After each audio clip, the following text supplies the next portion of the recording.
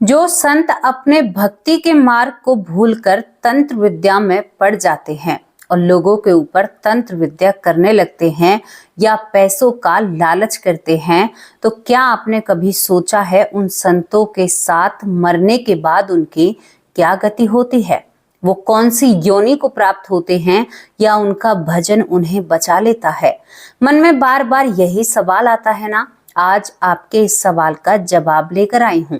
दोस्तों, एक भयानक प्रेत जो कि गहबर वन, आप जानते होंगे, गहबर वन मोरकुटी से नीचे की तरफ, यानी जब मोरकुटी की तरफ आप जाओगे तो एक ब्रह्मचारी कुआं है और वहां पर जो भी संत तपस्या करता है उन्हें एक बहुत भयानक प्रेत सताने लगता है।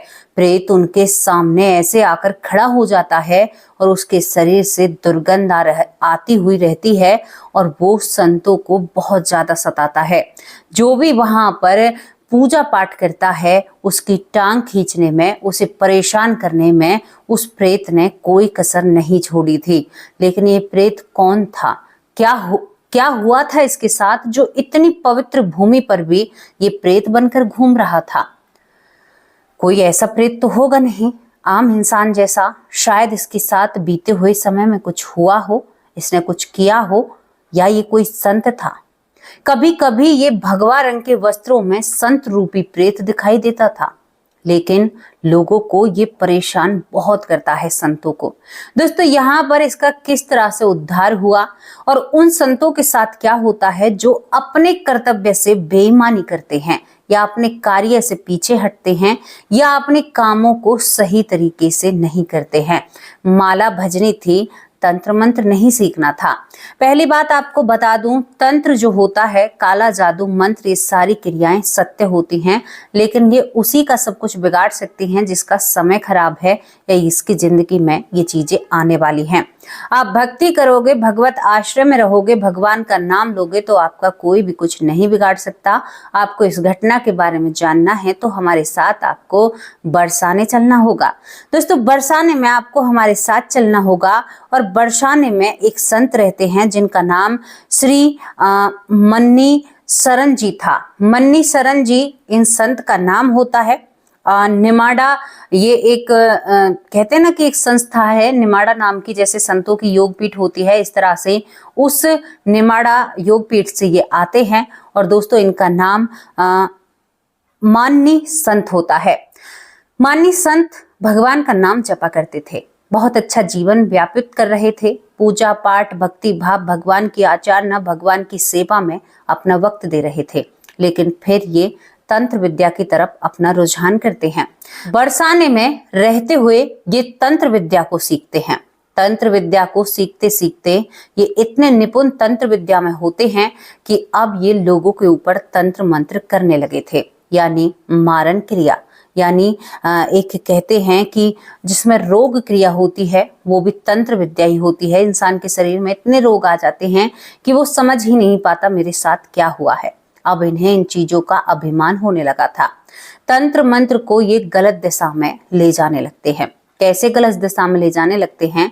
जब ये वहां पर रहते हैं गहवर वन में, बरसाने में, गहवर वन में, तो दोस्तों वहां पर और भी संत रहते हैं।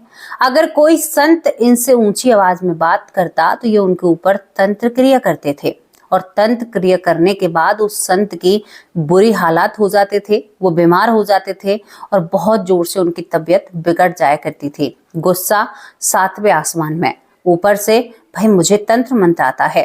अब सभी साधु मिलकर कहते हैं कि भाई इससे कुछ नहीं कहना है, हमें मरना थोड़े ही है, हम भक्ति कर रहे हैं और हमें भक्ति के मार्ग में आगे चलना है। ये सभी संत मिलकर इस संत से कुछ कहते ही नहीं हैं। ये दिन रात तंत्र मंत्र क्रिया में लगा रहा करता था, यानी इतनी पवित्र भूमि पर भी इसने ये सब कुछ कर दिया था। और तो और ये अब जैसे कोई इंसान आया कि बाबा मुझे उस पर तंत्र कराना है, मेरा वो दुश्मन है। अब दुश्मन की भी तो आत्मा अच्छी होंगी, जो दुश्मन कह रहा है तू भी तो उसका दुश्मन है, तेरा मन कितना साफ है। ये अब आम लोगों की मदद भी करने लगे थे, लोगों पर तंत्र मंत्र किया करते थे जिनसे उनकी मृत्यु तक हो जाती है।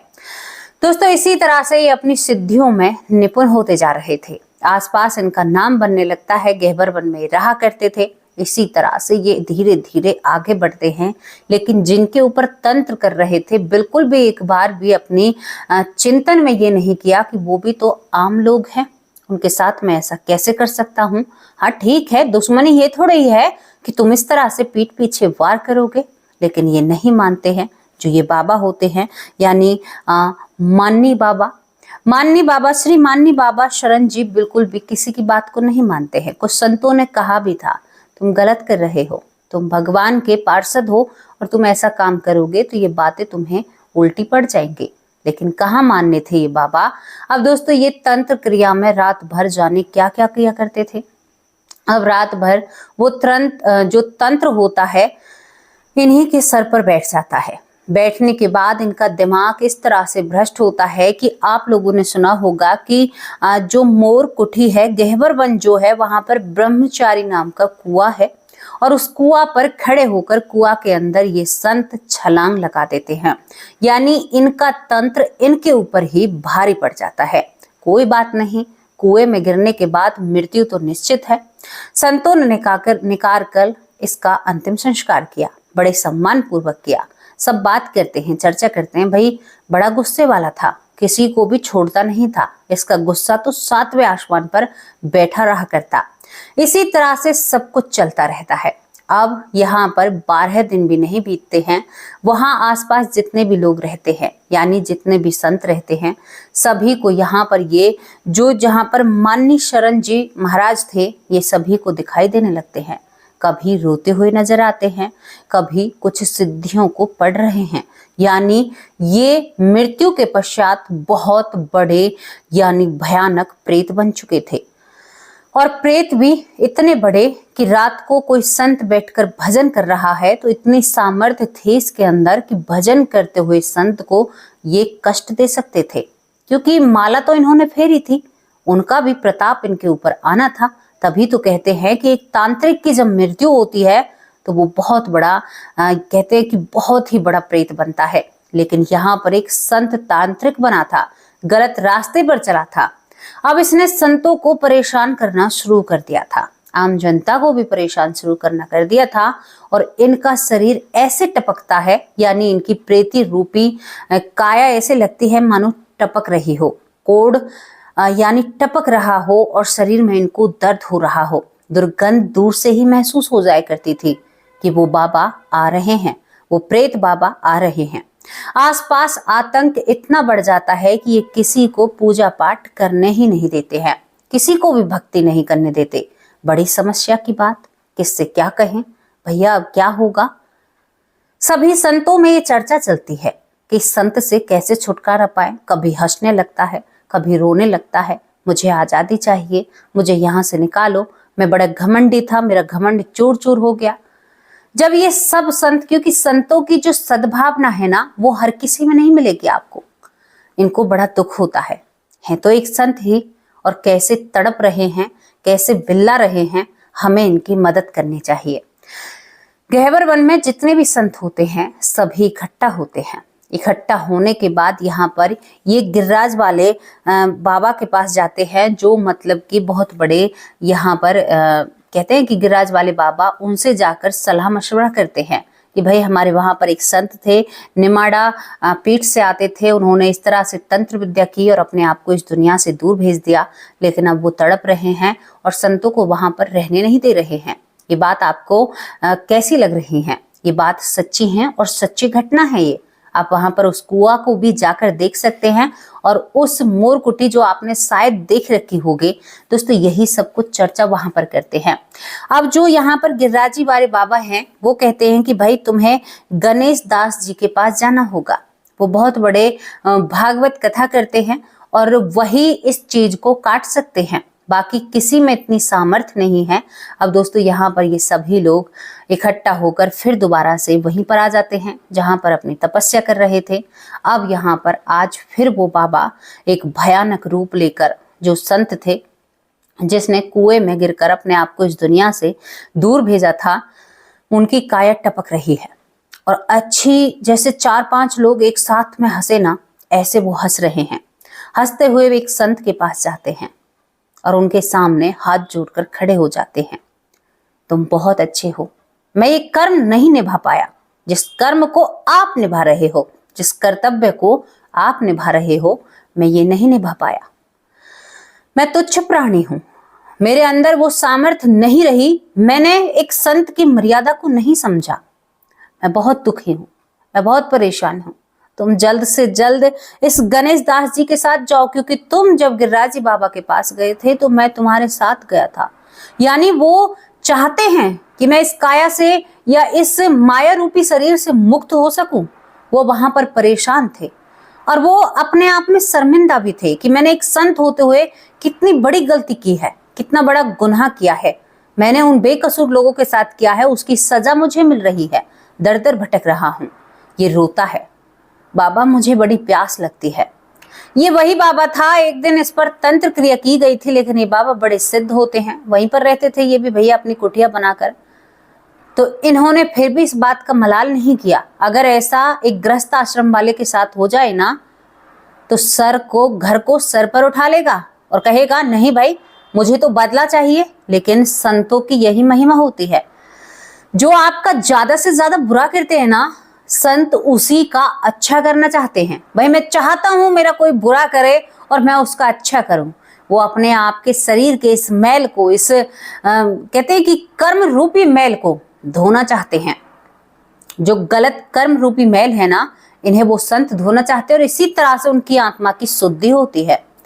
ये कहता है कि बाबा माननीय श्री महाराज जी, मैं आपको बहुत मानता हूं और आपकी किसी भी बात का मुझे कोई पश्चाताप नहीं है, या मतलब कोई बुरा नहीं लगा है। वो बातें तो उस वक्त ही खत्म हो गई थी जब आपने मेरे ऊपर मारण क्रिया की थी, लेकिन वो क्रिया मेरे ऊपर चली नहीं। तो यहाँ पर ये जो राक्षस रूपी संत बैठे हुए हैं, हालांकि बहुत पहुंचे हुए संत थे, ये रोने लगते हैं। भाई ये बताओ कि मैं उस चीज का सवाल जानना चाहता हूँ, जवाब, कि मैंने तुम्हारे ऊपर मारण क्रिया की थी लेकिन तुम्हारा कुछ भी नहीं हुआ। तो यहाँ पर ये संत मुस्कुराते हुए कहते हैं कि बाबा मैं भी माला फेरता हूँ, मेरे भी तो वो भगवान है, मैं उनकी माला फेरता हूँ, तो मेरे साथ ऐसा कैसे हो सकता है?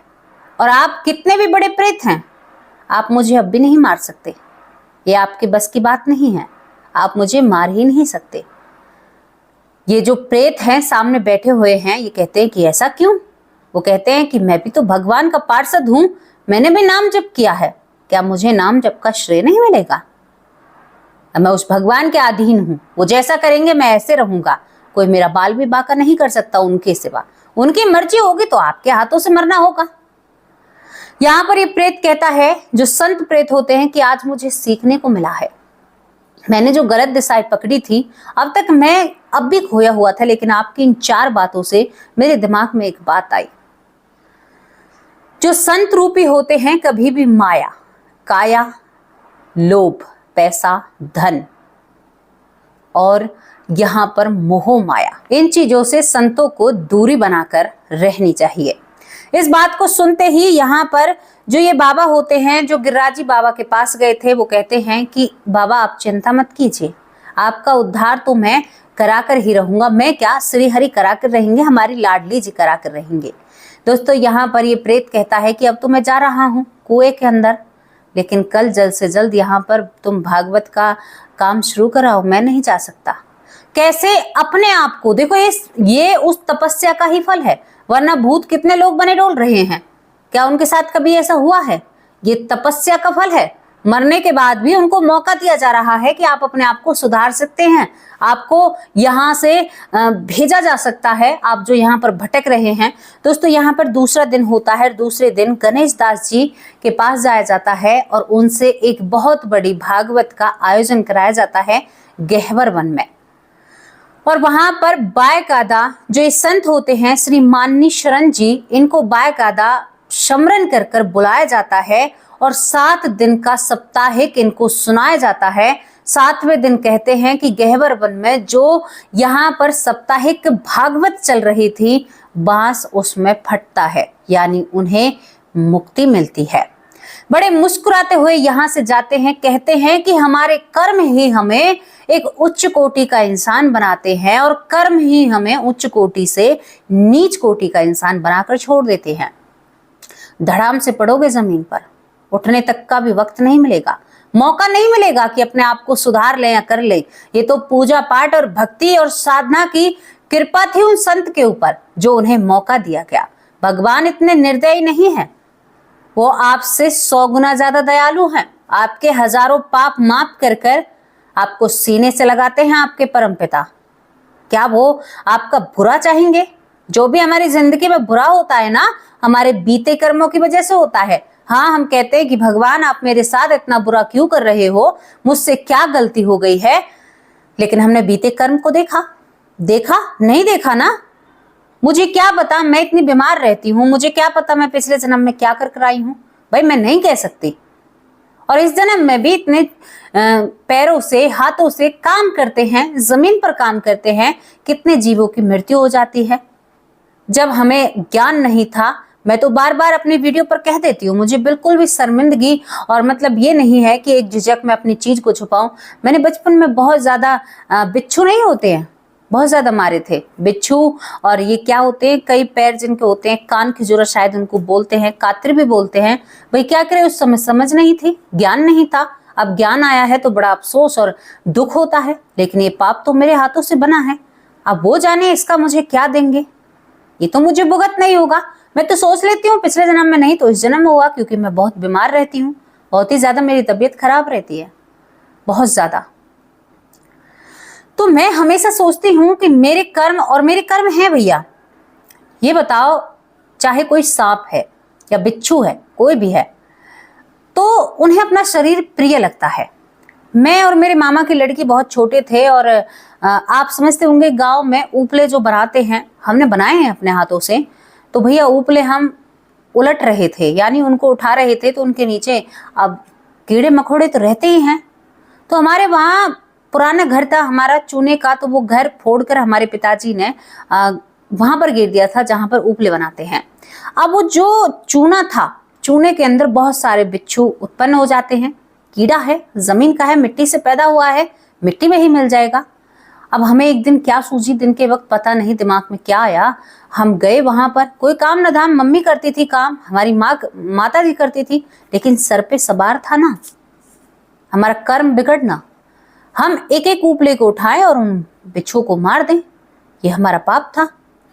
लेकिन समझ नहीं थी, ज्यादा से ज्यादा 7 साल की रही होंगी उस समय, लेकिन क्या करूं, अब बदल नहीं सकती ना उन चीजों को। भगवान का नाम जप करती हूँ, जैसा वो करेंगे, जहां वो गिरेंगे वहां पर रहना होगा। लेकिन मैं भी यही मानती हूँ, है तो वो मेरे पिता, मुझे माफ करने की सामर्थ्य वो रखते हैं, उनके अंदर सामर्थ्य है। जितना वो दुख देते हैं हंसकर सहन करती हूँ। दुख है, जैसा आप रखोगे प्रभु ऐसा रहेंगे। कभी कभी विचार आ जाता है कि अगर कुछ हो गया तो बच्चियों का क्या होगा, बच्चियों का ज्यादा ख्याल आता है। माँ के बिना बेटियां अधूरी होती हैं, शादी के बाद और भी माँ की कमी खलती है। जब माँ के पास रहती है, जब इतना नहीं होता, लेकिन शादी के बाद माँ की कमी खलती है। फिर भी कहते हैं ना कि ये माया जाल है धरती का, तो सोचती हूँ कि भगवान जब तक मेरी बेटियों का विवाह हो तब तक तो मुझे सही सलामत रखना। पता नहीं अंदर से एक भाव आता है मेरे कि मैं ज्यादा दिन नहीं रहूंगी, लेकिन मुझे लगता है, मैं आज आपसे अपनी दिल की बात साझा कर रही हूँ, सच में ही मेरे अंदर एक भावना आती है। हालांकि मुझे नहीं पता, मैं कोई ज्ञानी नहीं हूँ, बड़ी नहीं हूँ, लेकिन मुझे अंदर से आता है, कभी कभी आता है कि मैं ज्यादा दिन नहीं रहूंगी, जो मेरी तबीयत जिस तरह से खराब रहती है। हालांकि ये मेरी वैसी बातें हैं, मेरा कोई कहने का ये नहीं है कि कोई मैं बहुत बड़ी ज्ञानी हूँ। मैं अपने आप को कुछ नहीं समझती और मैं कुछ भी नहीं हूँ, मैं कुछ भी नहीं हूँ, एक साधारण सी, मैं कहती हूँ ना कि जैसा देश वैसा भेष कर लेती हूँ। जहां पर जैसा भैया, जैसा भगवान ने समय दिया है वो उसी तरह से काटना है और उसी तरह से आप लोगों को काटना होगा। अब बहुत सारे शहर के लोग गांव में जाते हैं तो वहां पर ज्यादा एटीट्यूड झाड़ते हैं, ये दिखाते हैं कि भाई हम शहर के हैं। मैंने यहाँ तक की महिलाएं देखी हैं, जो शहर की महिला गांव में जाएगी तो वो हट के चीज पहन कर जाएगी, भाई हम शहर के हैं, अलग दिखने चाहिए। मेरा क्या, मेरा खुद का क्या बात है, जो मेरे मन की भावनाएं हैं। मैं अगर गाँव में जाती हूँ ना तो गाँव जैसी ही बनकर जाती हूँ, और मैं शहर में भी गाँव की ही तरह बनकर रहती हूँ, रियल में ही। मुझे गांव की मिट्टी और गांव के लोग बहुत पसंद है। मैं हमेशा अपने आप को उसी चीज में ढालने की कोशिश करती हूँ। मैं कहीं जाती हूँ ना बाहर जाकर, तो लोग ये नहीं कह सकते कि हाँ ये इतनी रिसर्च कर लेती होगी या ऐसा काम कर लेती होगी, लेकिन एक भावना है। आज कुछ बातें अपने बारे में कर ली हैं, उसके लिए माफ़ करना, आपका समय बर्बाद किया। अगर बातें अच्छी ना लगे तो आप आगे की ही कहानी सुनकर बेशक वीडियो छोड़ देना, लेकिन मुझे आज लगा कि आप लोगों को बताएं भाई पाप तो पाप ही है, चाहे बचपन में करो या बुढ़ापे में करो या जवानी में करो, पाप पाप ही होता है और हमारे हाथों से तो बना है। अब इसका हम क्या कर सकते हैं। हाँ, अब ये भावना है कि अगर चींटी भी आ जाए तो पहले उसे झाड़ू से दीवार पर चढ़ाते हैं या इकट्ठा करते हैं, उसके बाद काम करते हैं। अब ये भावना ऐसी है, लेकिन जो बीत गया उसके बारे में क्या कर सकते हैं। और भैया सब कुछ भगवान के हाथ में है। अब भी कहते हैं कि भगवान जो कुछ हुआ अनजाने में हुआ, जाने अनजाने में हुआ, उसके लिए माफी चाहते हैं। आगे जो आप चाहे, जैसा आप रखते हैं वैसा रख सकते हैं। तो सुन लीजिएगा कान खोलकर, अगर आप साधुवाद हैं और साधु हैं और फिर भी आप गलत कार्य कर रहे हैं तो आपके लिए भी क्षमा नहीं है। आपको भी वही अपराध लगेगा, अपराध बोध बनेगा जो एक साधारण इंसान के लिए होता है। हाँ, आपके भजन का आपको पुण्य जरूर मिलेगा। तो एक साधु अपनी गलतियों की वजह कहां से कहां पहुंच जाता है, लेकिन वो इस दुनिया से, देखो साधु ही दूसरे साधु के दुख को समझकर, लेकिन हमारे भारत में महिलाएं ही महिलाएं के दुख को नहीं समझती हैं। अब ये घटना, ये कहानी यहीं पर समाप्त होती है। अब आप लोगों से विदा लेती हूँ। शाम को हाजिर होंगे एक सच्ची अच्छी स्टोरी के साथ। और ये घटना कैसी लगी अपनी राय कमेंट बॉक्स में जरूर लिखकर भेजना। नमस्कार, जय हिंद, जय